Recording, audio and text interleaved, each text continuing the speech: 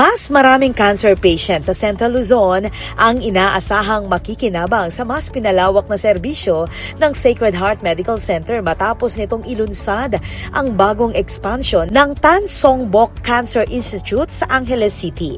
Kasabay ng pagdiriwang ng ika-60th anniversary ng ospital, opisyal na binuksan ang pinalawak na cancer facility na layong palawakin ang access sa diagnosis, treatment at follow-up care ng mga pasyente. Ayon kay Institute Director Dr. Misael Cruz, nagsimula ang Cancer Institute noong 2010 na may chemotherapy at radiation therapy. Sa kasalukuyan, nag-aalok na rin ito ng gynecologic oncology, surgical oncology, breast care, pain management, palliative care at mental health services sa iisang pasilidad.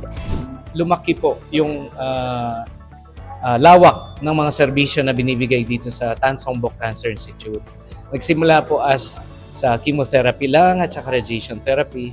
Ngayon po kasama na yung mga ibang specialty services tulad po ng gynecologic oncology, surgical oncology, breast care, mental health para po sa ating mga cancer patients, pain sa mga po may mga masasakit na nararamdaman, palliative dun po sa mga pasyente nating hindi na masyadong makontrol yung mga nararamdaman nila.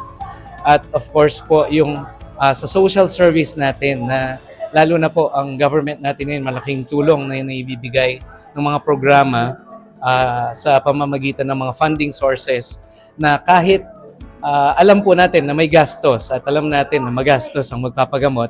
Pero ngayon po dahil dito sa mga suporta at mga programa na ginagawa ng Sacred Heart Medical Center at ng local government and the national government, malaki na po yung may tutulong. Sinabi naman ni Medical Director Dr. Maria Josefina Tan na pinalawak ang chemotherapy unit sa pamamagitan ng pagdaragdag ng mga upuan at mga kama.